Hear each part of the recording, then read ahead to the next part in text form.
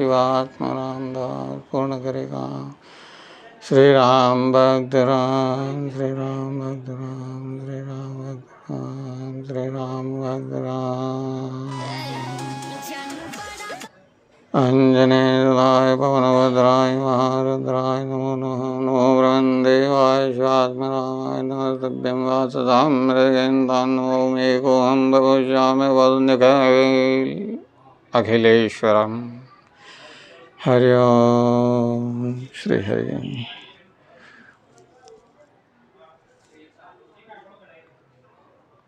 हम अखिल ब्रह्मांड के रचयिता हैं। अखिल ब्रह्मांड के रचयिता हम स्वयं हैं। यदि हम नहीं होते तो यह ब्रह्मांड रचा नहीं गया होता। हम हैं, इसीलिए ब्रह्मांड रचा गया है। ब्रह्मांड को रचने के लिए हमें कुछ कहने की ज़रूरत नहीं है, हमें कुछ करने की ज़रूरत नहीं है। हम ब्रह्मांड के रचयिता इसीलिए हैं क्योंकि हम किसी को नहीं जानते थे और आज बहुत कुछ जानते हैं। हम देख रहे हैं, समझ रहे हैं, सुन रहे हैं और अपने कर्म को कर रहे हैं। और कर्म को करने के वास्ते हमें कुछ नहीं करना है। जो कुछ हो रहा है उसी में याद, उसी में आनंद, उसी में मस्त रहना है।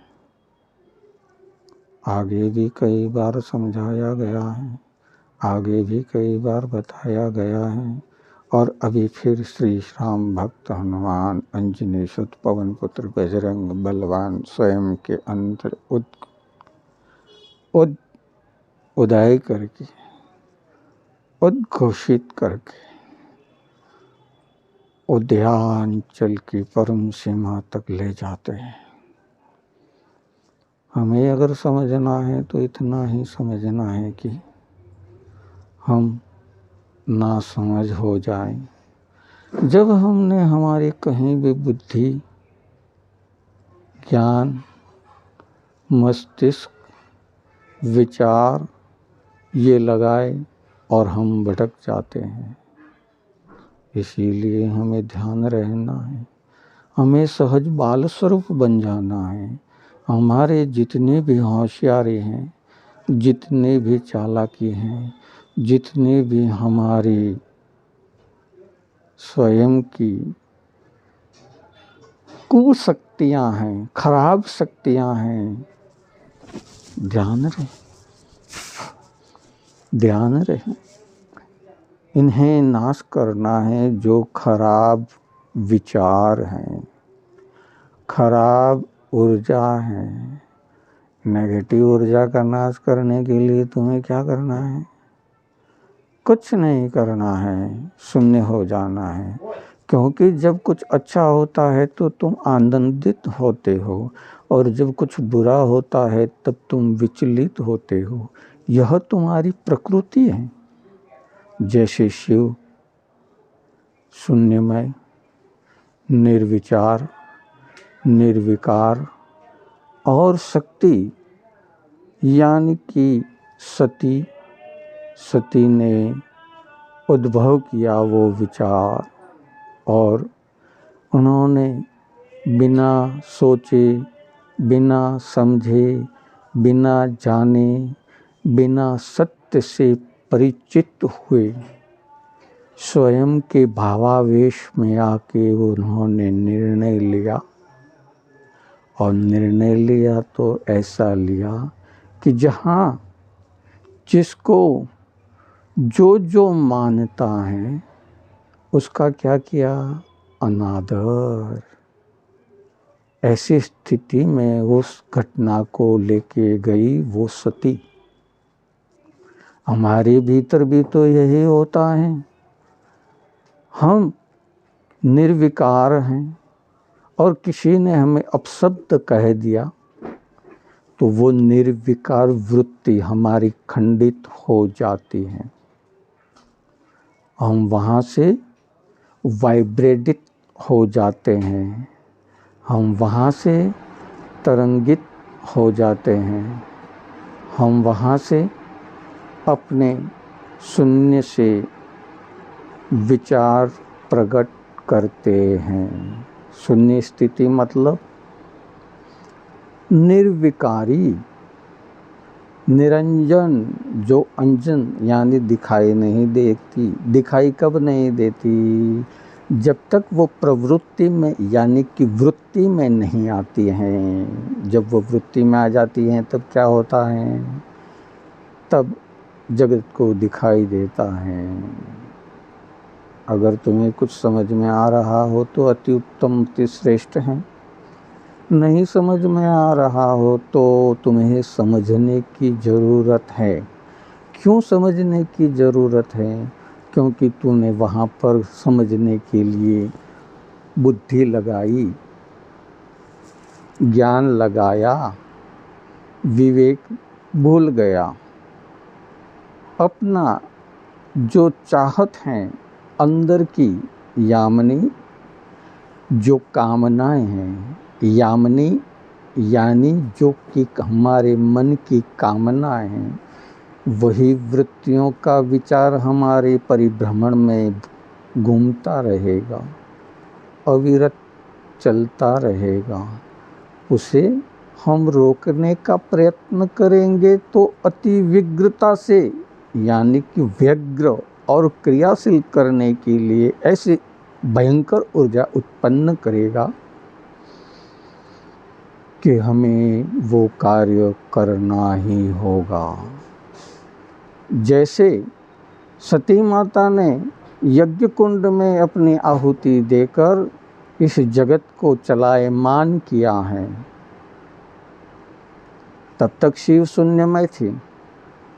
जब उन्होंने अपने मन में संकल्प किया कि जहाँ मेरे ईश्वर, मेरे शिव, मेरे पति, मेरे सब कुछ जो हैं इस ब्रह्मांड में, वो अपमानित हो रहे हैं, अतः मैं शक्ति हूँ और मुझे ये शक्ति त्याग करनी होगी और शरीर धारण करना होगा। इसीलिए दूसरे जन्म में वो पार्वती रूप में प्रकट हुई और शरीर धारण किया। तब तक वो सती यानी कि शक्ति थी, शून्यमय थी, उसके संगात थी।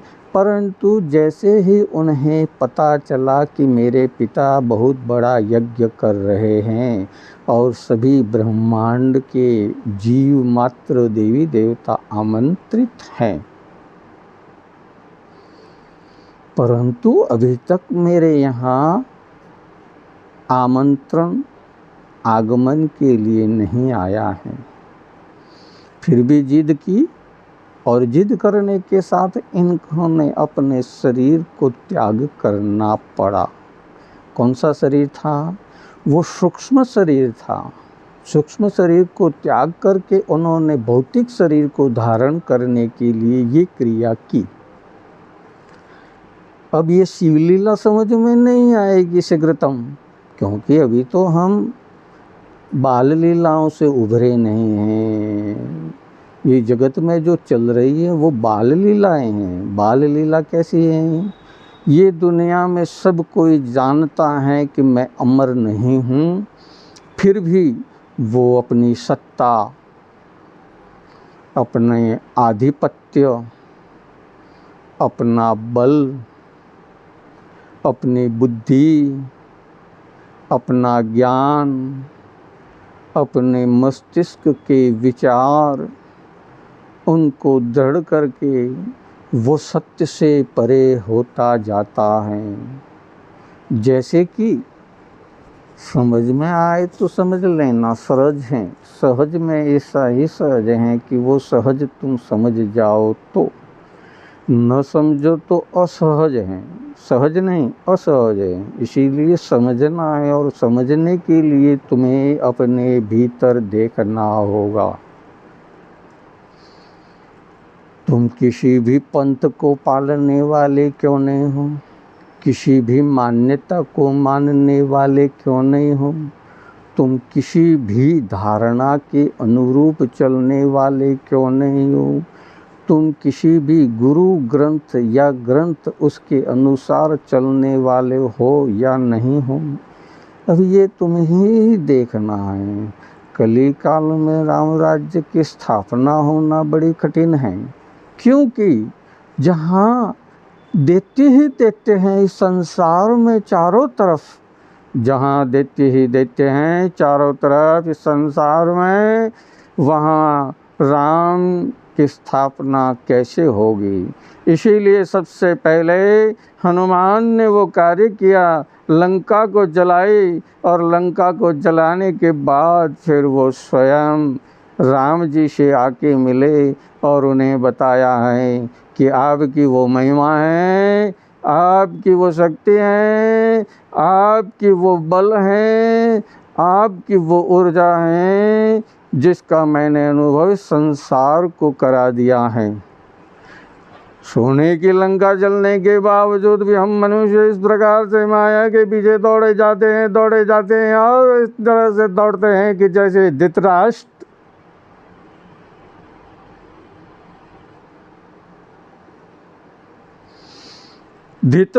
की तरह हम मोह माया के वशीभूत होकर इस ब्रह्मांड में, यानी कि इनकी पत्नी जो थी धृतराष्ट्र की, उन्होंने भी अपनी आंखों पर पट्टी बांध दी थी। कुछ समझ में आ रहा है कि नहीं आ रहा, ये कली काल की बात है, ये आज की बात नहीं है कि हम पिता माता अपनी आंखों पर मोह की पट्टी बांध देते हैं और हमारा पुत्र या हमारा चाहक या हमारा मित्र या हमारा भाई बंधु या इस जगत का कोई भी ऐसा कर्म कर रहा है जो अयुक्ता है, गलत है, परंतु फिर भी उसे समझाने की क्रिया नहीं करते हैं। शिव वार्तालाप से हम वो क्रिया करते हैं, उन्हें बताते हैं कि इस तरह से मत करो, परंतु जब वो पराकाष्ठा तब पहुंच जाता है तब उसी का तो साथ देते हैं ना। साथ किसका देते हैं? गलत हो गया मेरे अजीज से, मेरे सगे से, मेरे से खुद से, समझ गए, मुझसे खुद से, और मैंने दूसरों को जो मेरे हितेच्छु हैं उनको गलत करने के लिए प्रेरित किया, और वो गलत मेरे गुरुजनों ने, मेरे कुटुंबियों ने, मेरे मित्रों ने, मेरे सगों ने, मेरे संबंधी ने, मेरे जितने भी जो हितेच्छु कह रहे हैं इस कलिकाल के अंदर, उन्होंने ही तो किया है। जो मुझे जानता नहीं वो मेरा बुरा कैसे करेगा? जिसे मैं जानता नहीं मैं उसका अच्छा या बुरा कैसे करूँगा? तब सनातन धर्म यही कहता है विश्व कल्याण। बाकी किसी धर्म में नहीं कहा है, किसी पंथ में नहीं कहा है, लेकिन ये जो शब्द हैं ये विश्व कल्याण के लिए ही हैं। और विश्व का कल्याण कब होगा? जब हमारे भीतर राम का यानी सत्य का राज होगा, उसके अंदर स्थापना होगी, उसके अंदर भरत शत्रुघ्न और लक्ष्मण, मैया सीता यानी जो हमारी आत्मा है, जीव है, ये जीव जो हैं ये हमारा सती है, यही पार्वती है।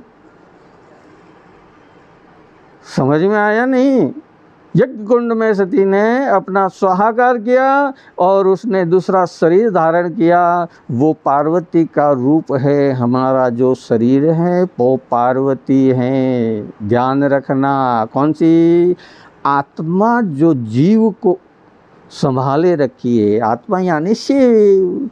इसने इस शरीर को संभाल के रखा है ना, ये जीव को संभाल के रखा है। इस जीव को इतनी शक्ति दी है। इस जीव को ये ब्रह्मा विष्णु और महेश इसका आधिपत्य दिया है। इसीलिए तो ब्रह्मा विष्णु महेश इस दशरथ के अधीन हैं और इस रावण के अधीन हैं।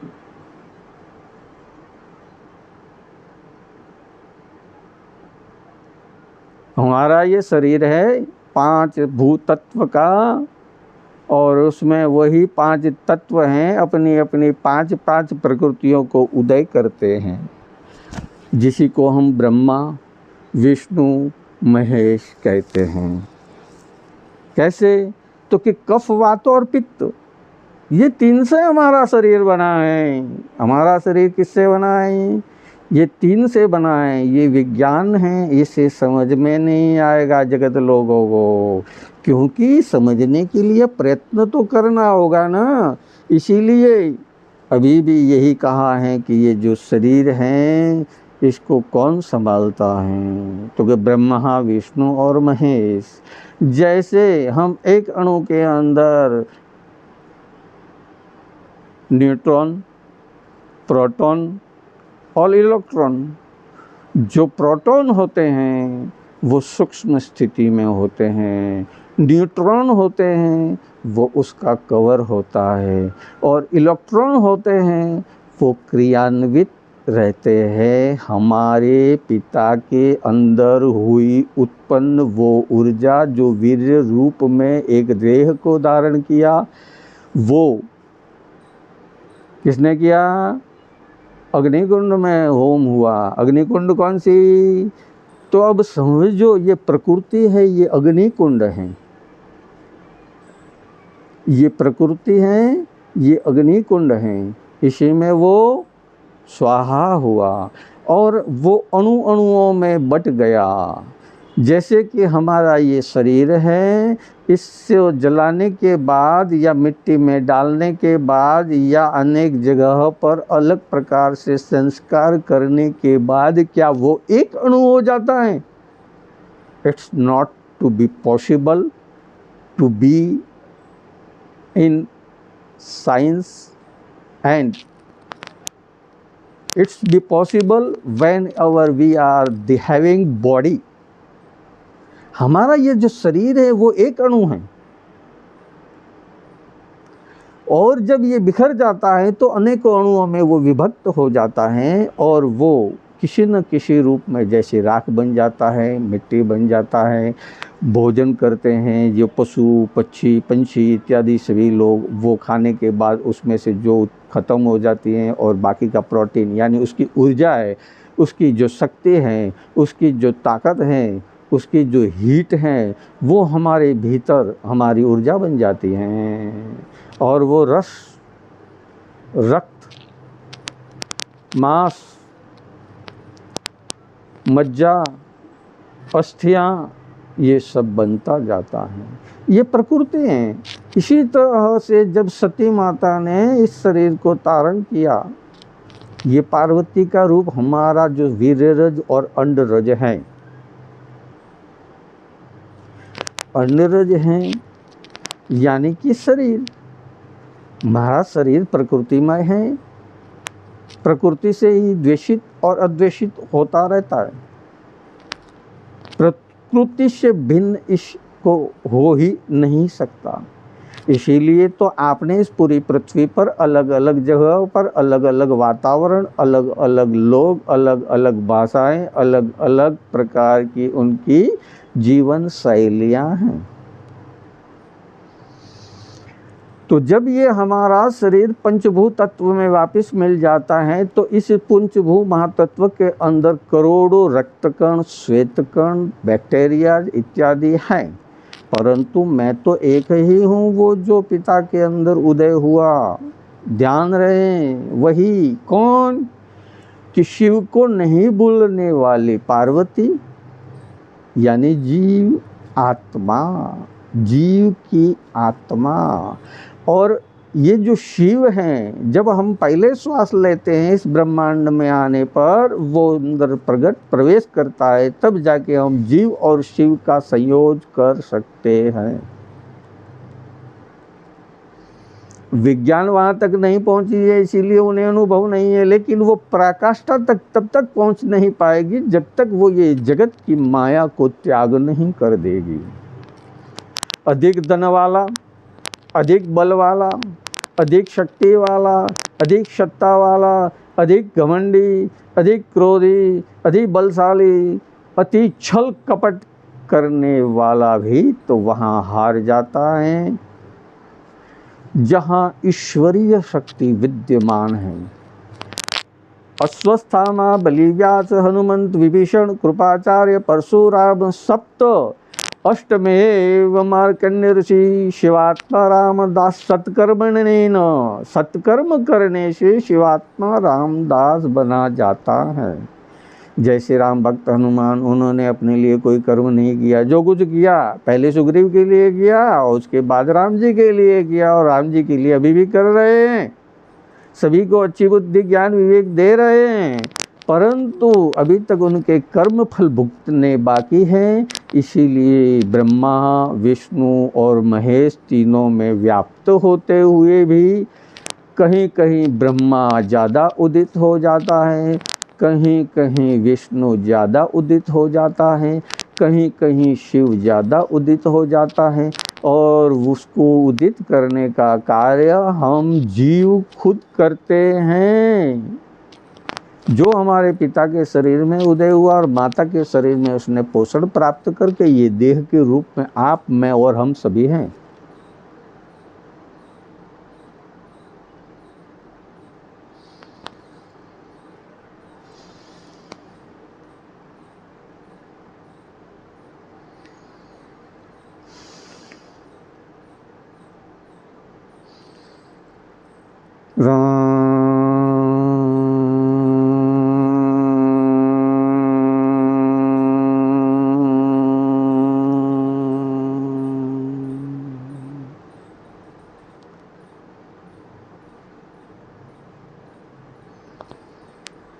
राम के कार्य करने के लिए, यानी कि इस शरीर को किसी भी प्रकार का ये कामी, क्रोधी, लोभी, मोही जो कुछ है, इसका उद्धार करने के लिए, विश्व का कल्याण हो इस प्रकार से कि वो सभी राम राज्य की एक अभिन्न अंग बन जाएं।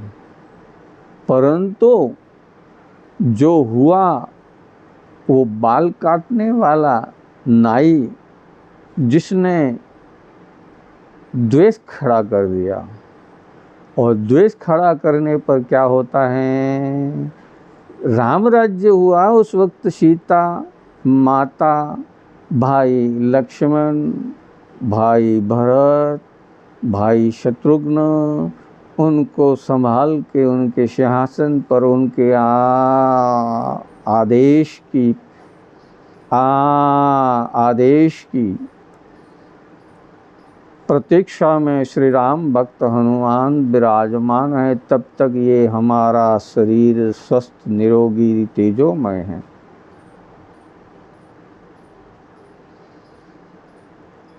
जब कभी हमने ज्ञान का अहंकार किया तो नाश हो गया, जब कभी हमने बुद्धि का अहंकार किया तो नाश हो गया, जब कभी हमने बल का अहंकार किया तो नाश हो गया, जब कभी हमने किसी चीज़ का भी अहंकार किया तो वो नाश हो गया। इसीलिए लोग व्रत करते हैं ना, मैं सदा व्रती हूँ और सदा निवृत्ति हूँ। समझ में आए तो समझ लेना। सदा वृत्ति होना का मतलब क्या, व्रत करने वाला, उपवास करने वाला, कामनाओं से भिन्न, दूर।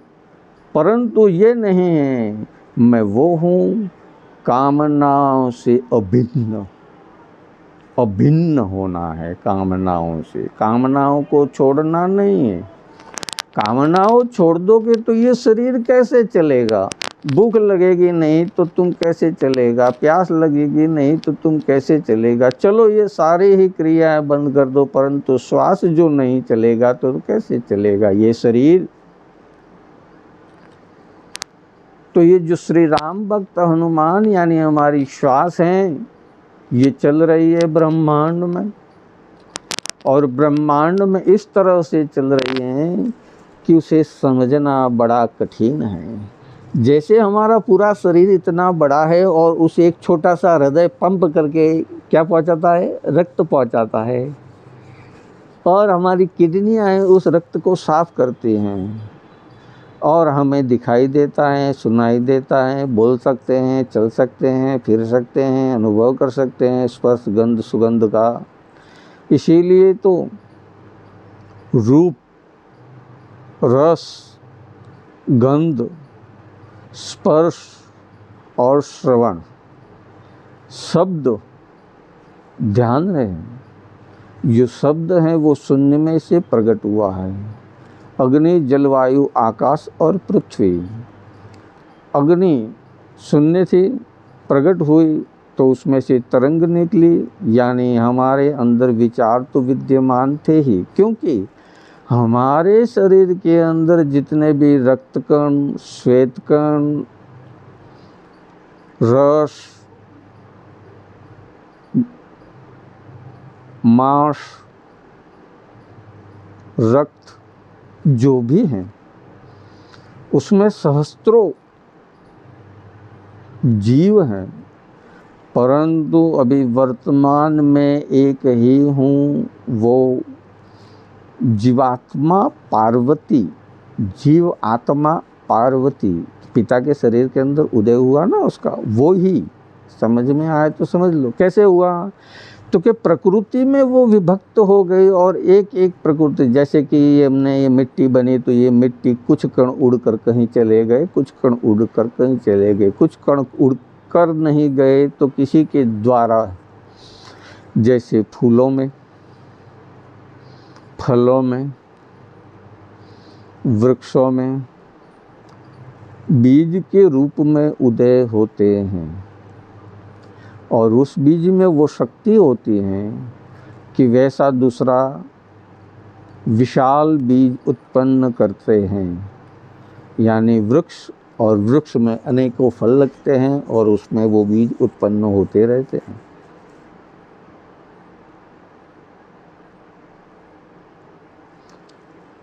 तो इसी तरह वो जो स्वाहा किया हुआ सती माता का शरीर अनेक भागों में विभक्त हुआ, और वो जाकर इस प्रकार से रस रंग गंध को प्राप्त करके शरीर को धारण करता है। वो राख का एक एक अणु, क्योंकि वो तो मिट्टी है ना, ऊर्जा कहाँ चली गई, एक एक अणु की ऊर्जा जगत व्याप्त हो गई, क्योंकि मालूम था, शिव जानते थे कि मैं विचलित होऊंगा तो ये संसार तहस नहस हो जाएगा। अब किसी को हम आगे करते हैं तो उसकी ज्ञान बुद्धि और विवेक का ही हम फल प्राप्त करते हैं। जब मैं तो आगे हूँ ही नहीं, आगे कौन है, गुरुदेव, और गुरुदेव ही जो प्रदान करते हैं वो फल हमारा हितकर होता है या अहितकर होता है। जैसे कि अभी हम इस स्थिति में हैं, इस जगत के अंदर हैं या नहीं, तो हैं तो कैसे हैं, और हैं तो कैसे हैं कि इस जगत के अंदर हम वो स्थिति में हैं कि हमें कुछ परिभावना वृत्तियाँ जो बाह्य हैं वो भेद रही हैं, तो हम बाहर निकलेंगे इस शरीर से, क्योंकि हमने अभी तक क्या किया है, शरीर के भीतर ही रहकर हमने सारे कार्य किए हैं। हरि ओम। श्री हरि शिव शिवात्मा।